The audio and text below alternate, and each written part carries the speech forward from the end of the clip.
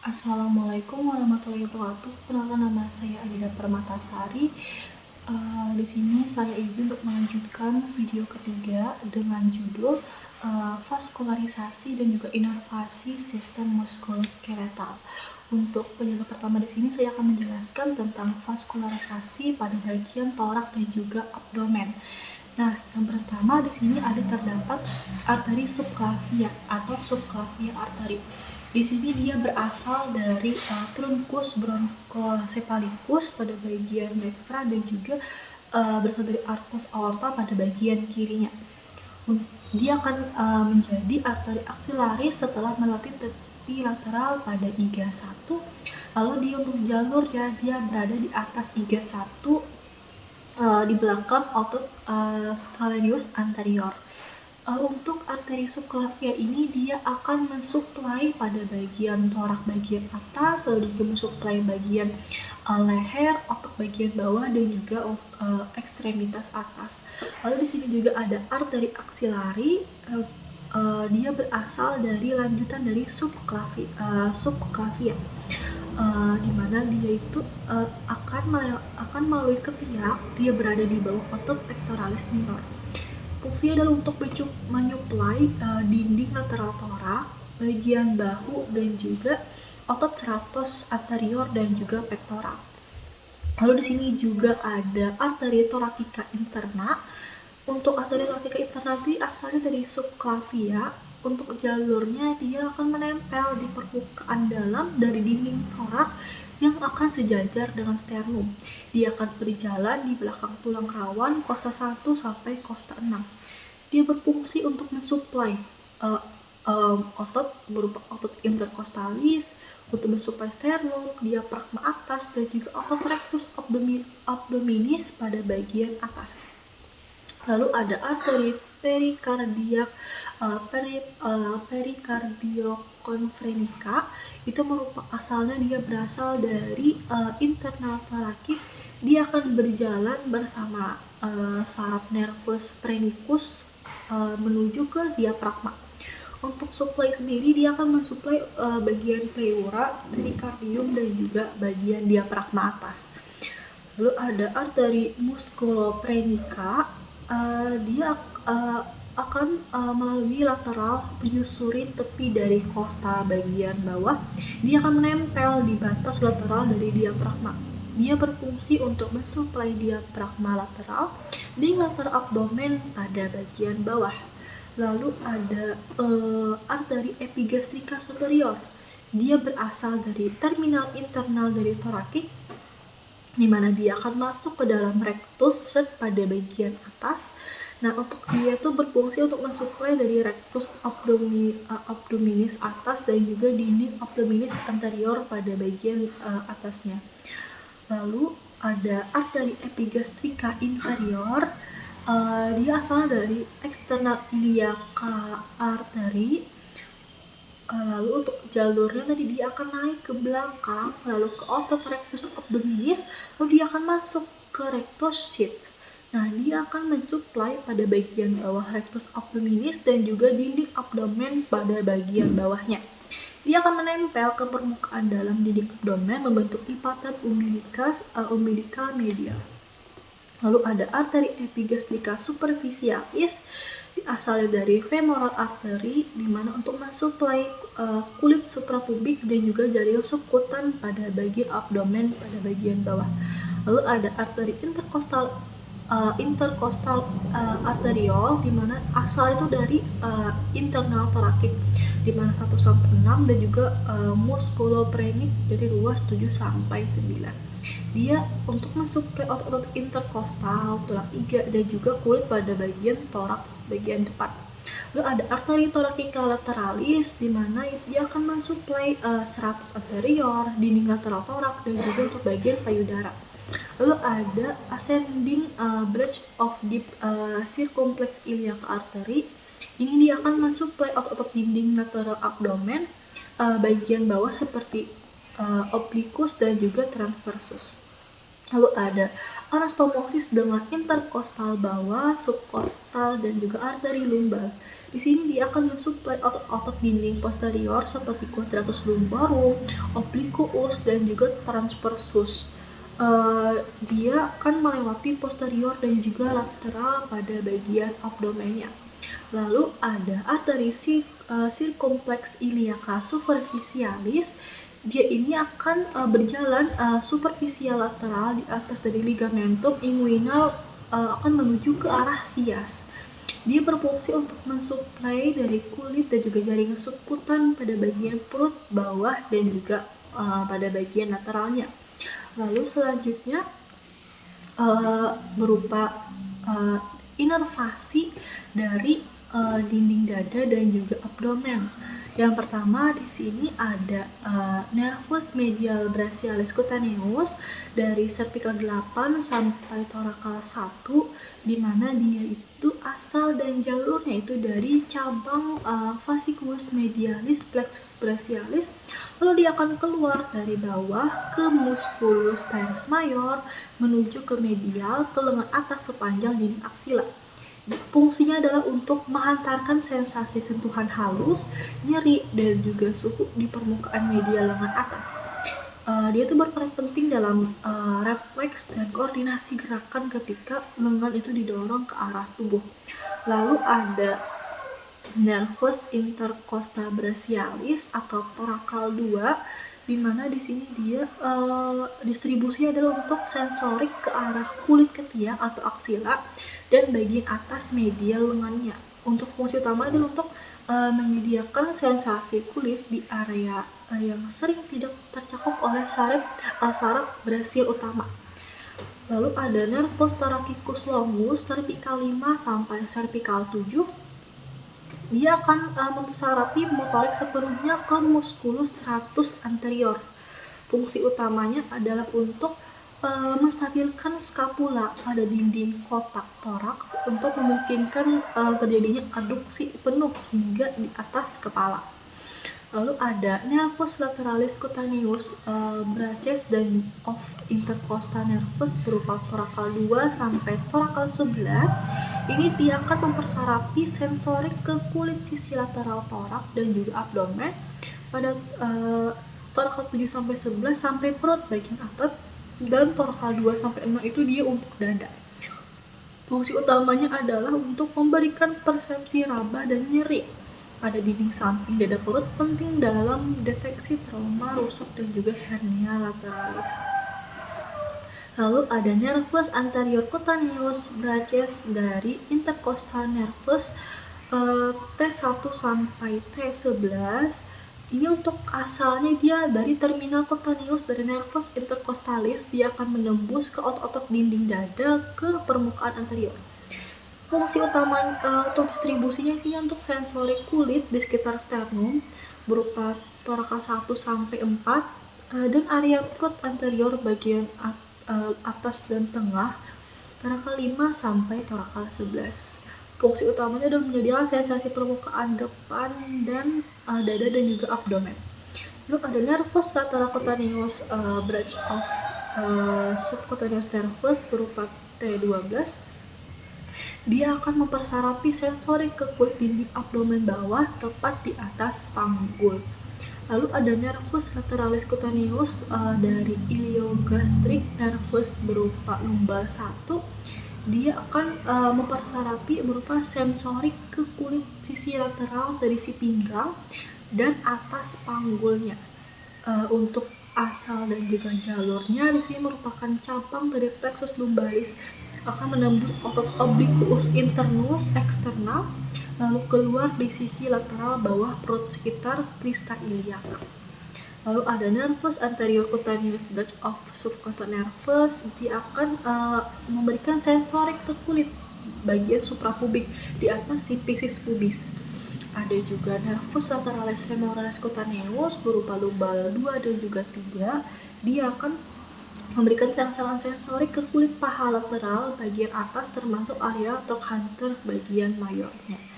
Lalu untuk ada nervus anterior cutaneous branch of gastric nervus lumbal 1, itu dia akan memberikan sensorik ke kulit suprapubik di bagian tengah.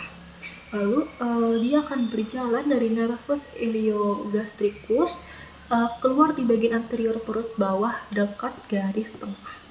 Lalu ada nervus ilioinguinal pada lumbal 1, di mana dia akan memberikan sensorik ke kulit mons pubis, skrotum, labia atau labia mayor, dan sedikit area medial pada bagian paha atas.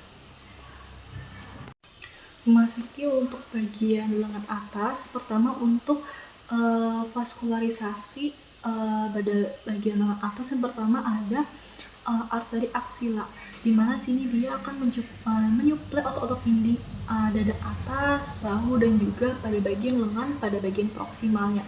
Lalu ada arteri thoracoacromial, ini merupakan cabang dari arteri aksilar di bagian keduanya. Ini dia akan bercabang menjadi 4. Yang pertama ada pectoral branch, itu merupakan akan mensuplai bagian otot pectoralis mayor dan minor. Ada deltoid branch untuk mensuplai musculus deltoideus. Ada clavicular branch untuk sendi sternoclavicular dan juga musculus subclavius, dan juga acromial branch ke arah acromion dan juga deltoid bagian atas. Lalu ada anterior circumflex humeral artery, ini akan menyuplai kepada kepala humerus dan juga pada bagian sendi bahu. Lalu ada arteri bagian humeral circumflex pada bagian posteriornya. Ini dia akan menyuplai dari musculus deltoideus, teres minor, dan juga ke bagian sendi bahu. Lalu ada arteri brachialis, ini dia terletak medial terhadap humerus, kemudian dia di fossa CBT menjadi arteri radialis dan juga ulna. Fungsinya sendiri adalah untuk mensuplai otot anterior lengan seperti musculus biceps brachii dan juga brachialis. Lalu di sini juga ada arteri profunda brachii. Ini merupakan cabang terbesar dari arteri brachialis. Fungsinya apa? Fungsinya adalah untuk menyuplai dari musculus triceps brachii dan juga pada bagian siku posterior. Lalu ada muskul arteri dari subscapular. Ini adalah dia akan cepat bercabang menjadi ada arteri thoracodorsal yang akan mensuplai dari musculus latissimus dorsi, dan juga ada arteri scapular circumflex yang akan memberikan suplai ke arah si scapula bagian posterior atau bagian fossa infraspinatanya. Lalu ada juga arteri thoracodorsal, di mana ini akan menyuplai seluruh permukaan ototnya. Dia merupakan cabang dari arteri subscapularisnya. Lalu ada arteri scapula circumflex, dia akan menyuplai otot scapula pada bagian belakang dan membentuk anastomosis pada bagian scapulanya. Lalu untuk arteri kolateral dan rekuren di sekitar sikunya, yang pertama itu ada arteri kolateral radial kolateral. Ini dia akan beranastomosis dengan radial rekuren arteri di depan lateral sikunya. Lalu ada juga arteri kolateral medial, ada arteri kolateral ulnar pada bagian superior, dan juga ada arteri kolateral ulnar pada bagian inferiornya. Lalu masuk ke arah lengan bawah atau foramen bagian proksimalnya. Lalu yang pertama itu ada untuk arteri si ulnar. Untuk arteri ulnar ini tentu dia akan menyuplai otot bagian flexor medial dan juga pada bagian tangan. Lalu dia akan memberikan beberapa cabang. Yang pertama itu ada arteri rekuren ulnar anterior, ada arteri rekuren ulnar posterior, dan juga ada arteri interosseous dari common. Lalu untuk arteri interosseous common ini dia merupakan cabang pendek dari ulnar. Dia akan bercabang lagi menjadi arteri interosseous anterior dan juga arteri interosseous pada bagian posterior. Lalu untuk arteri radial ini merupakan cabang terminal lain dari arteri brachialis yang ini akan berjalan ke lateral sepanjang dari musculus brachioradialis. Lalu di sini ada arteri recurrent radialis. Dia akan naik ke atas sikulateral, lalu dia akan beranastomosis dengan radial kolateral. Lalu untuk inervasinya, untuk bagian lengan ini yang pertama ada nervus axillaris. Dia berasal dari plexus brachialis cervical 5 sampai 6. Dia memiliki fungsi motorik untuk menginervasi otot deltoideus dan juga teres minor, dan juga untuk fungsi sensoriknya dia di area kulit di area radiodeltoidea. Lalu untuk nervus musculocutaneus, dia berasal dari plexus brachialis dari cervical 5 sampai cervical 7. Untuk fungsi motorik sendiri dia untuk menginervasi otot bicep brachii, brachialis dan juga thoracobrachialis. Untuk fungsi sensorik sendiri dia untuk kulit lateral pada bagian bawah melalui nervus lateralis antebrachial dan cutaneusnya. Lalu untuk nervus medianus, dia berasal dari plexus brachialis, di mana dia gabungan dari fasciculus lateralis dan medialis pada cervical 5 dan thoracal 1. Dia punya fungsi motorik untuk flexor di lengan atas melalui otot tenar dan juga dua lumbrical lateral pada bagian tangannya. Sedangkan untuk fungsi sensoriknya itu untuk kulit sisi lateral telapak tangan jadi 1 sampai 3 dan setengah lateral jari 4. Lalu untuk nervus radialis, dia berasal dari plexus brachialis cervical 5 sampai thoracal 1. Fungsi motoriknya dia semua otot ekstensor lengan atas, lengan dan juga tangan. Nah, fungsi sensoriknya dia untuk kulit pada bagian posterior pada bagian lengan atas, posterior lengan bawah, dan punggung tangan bagian lateral dan bagian dorsal dari 1 sampai 3. Lalu ada nervus ulnaris, dia berasal dari plexus brachialis cervical 8 sampai thoracal 1. Fungsi motoriknya adalah untuk beberapa otot flexor seperti carpi ulnaris, digitorum profundus medial, dan semua otot intrinsik tangan. Lalu untuk fungsi sensoriknya adalah kulit sisi medial tangan, jari 5 dan juga setengah medial dari jari keempatnya. Lalu selanjutnya itu memasuki pada bagian pelvis. Untuk vaskularisasi pada bagian pelvis ini yang pertama dia ada arteri sakral media. Nah, untuk arteri ini dia berasal dari aorta abdominis. Dia berfungsi untuk mensuplai sacrum, coccyx dan juga struktur posterior pada bagian panggul. Lalu ada arteri iliolumbalis, dia berasal dari cabang dari arteri iliaca interna pada bagian posterior. Untuk fungsinya sendiri dia untuk mensuplai otot psoas mayor, iliacus, quadratus, lumborum dan juga tulang belakang pada bagian lumbar. Lalu ada arteri sacras lateralis, di mana dia akan mensuplai saraf spinal sakral dan juga otot sekitar sakrum. Lalu ada arteri glutea superior, di mana dia akan mensuplai otot gluteus medius, minimus dan juga tensor fascia lata. Ada arteri glutea inferior, dia akan mensuplai gluteus maximus dan juga otot posterior paha. Lalu ada arteri pudenda interna, dia akan mensuplai organ genital eksternal, perineum dan juga anus. Lalu ada arteri iliaca interna, dia akan mensuplai bagian dari pelvis, dinding pelvis dan juga gluteus.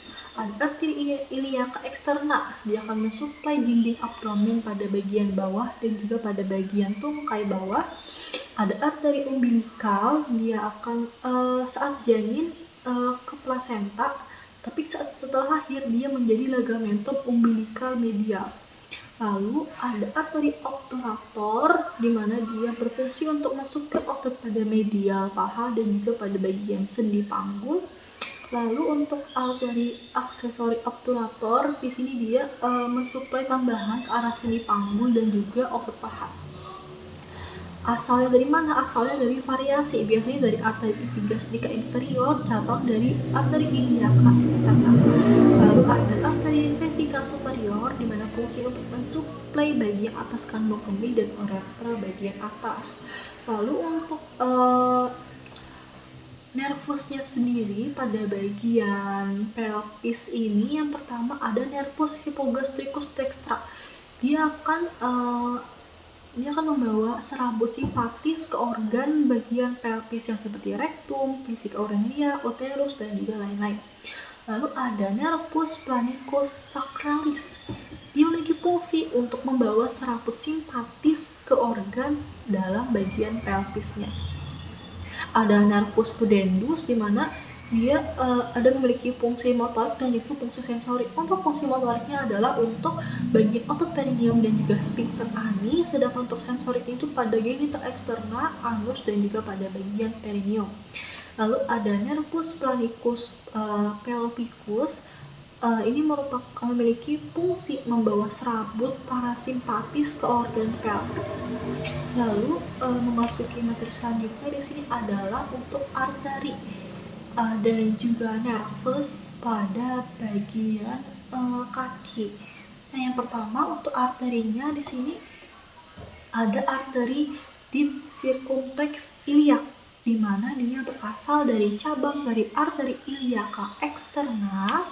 Lalu dia memiliki fungsi sebagai mensuplai otot-otot dinding abdomen bagian lateral dan juga iliacus. Lalu ada arteri medial circumflex pada bagian femoral. Dia memiliki fungsi untuk mensuplai bagian sendi panggul dan juga otot-otot di sekitar leher bagian femornya. Di sini dia penting untuk lebih fokus ke arah kepala femur. Lalu ada arteri profunda femoris. Dia itu memiliki fungsi sebagai mensuplai kompartemen anterior, medial, dan juga posterior pada bagian paha. Ada arteri femoralis, dia merupakan arteri utama bagian tungkai bawah, masuk ke paha anterior lalu jadi arteri popliteal. Lalu untuk nervusnya sendiri di sini ada beberapa. Yang pertama ada nervus cutaneus femoralis posterior, di mana dia dari sias 1, sias 2, dan sias 3. Fungsinya adalah untuk sensorik bagian kulit posterior paha, gluteus bawah, dan juga perineum. Dia tidak memiliki fungsi motorik. Lalu yang kedua di sini juga ada nervus ischiadicus dari lumbar 4, lumbar 5, S1, S2, dan juga S3. Dia memiliki fungsi di mana dia saraf yang terbesar di dalam tubuh. Dia akan membawa serabut ke semua otot tungkai bawah kecuali anterior dan juga medial pada bagian paha. Dia berjalan di bagian posterior pada bagian paha, lalu dia akan bercabang nanti di bawah menjadi nervus tibialis dan juga nervus fibularis communis. Lalu ada nervus tibialis. Nah, dia akar dari lumbar 4, lumbar 5, S1, dan S2, dan juga S3. Fungsinya apa? Fungsinya ada fungsi motorik dan juga sensorik. Untuk motorik adalah untuk otot posterior tungkai berupa gastrocnemius dan juga soleus, dan otot intrinsik pada bagian telapak kaki. Sedangkan untuk sensoriknya itu merupakan kulit bagian tumit dan telapak kaki atau via cabang. Lalu di sini juga ada nervus fibularis communis, akar dari lumbar 4, lumbar 5, sakral 1, dan sakral 2.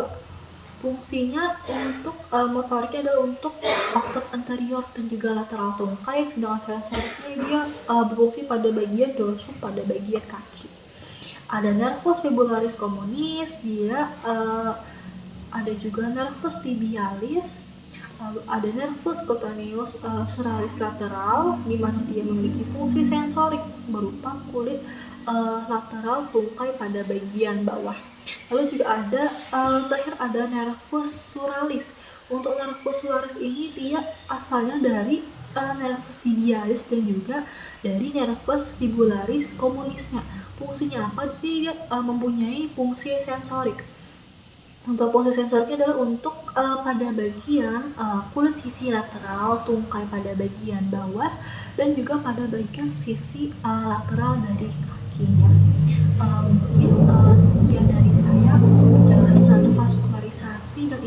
akumulasi dari sistem muskuloskeletal. Sekian dari saya. Wassalamualaikum warahmatullahi wabarakatuh.